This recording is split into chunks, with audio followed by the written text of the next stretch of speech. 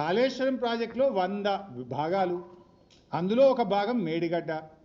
ఆ మేడిగడ్డలో ఉన్న 85 పియర్సు, 85 పియర్స్లో ఒక్క పియర్ గొంగితే కిషన్ రెడ్డి ఎన్డీఎస్ఏకి ఉత్తరం రాసిండు. అరే మీరు జల్ది రాండి ఈడ మొత్తం కూలిపోయింది, జర చూడుండ్రి అన్నాడు. 100 భాగాల్లో మేడిగడ్డ ఒక భాగం, మేడిగడ్డలో ఉన్న 85 పిల్లర్లలో ఒక పిల్లర్ గొంగితే కిషన్ రెడ్డి ఢిల్లీకి ఎన్డీఎస్ఏకి ఉత్తరం రాసి 2 రోజులు పిలిపించిండు. మరి మొత్తం ఎస్ఎల్బీసీ కుప్పకూలింది కదా. మొత్తం ప్రాజెక్టు భవిష్యత్తే 5,000 కోట్లు ఖర్చు పెట్టిన ఎస్ఎల్బీసీ భవిష్యత్తే ప్రశ్నార్థకమైంది.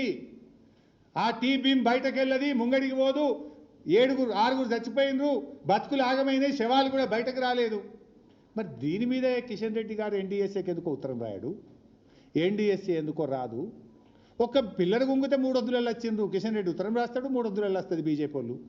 మరి ఎస్ఎల్బీసీ కుప్పకూలితే 5,000 కోట్ల ఖర్చు పెట్టిన ప్రాజెక్టు ఆగమైపోతే ఎందుకు ఎన్డీఎస్ఏ రాదు, ఎందుకు కిషన్ రెడ్డి గారు ఉత్తరం రాయడు? ఈ బీజేపీకి రేవంత్ రెడ్డికి ఉన్న ఈ ఫెవికాల్ బంధమేంది? ఈ కిషన్ రెడ్డి ఈ రేవంత్ రెడ్డి మధ్యలో ఉన్న ఈ లవ్ ఏంది? ఇది బయటకి సమాధానం చెప్పాలి.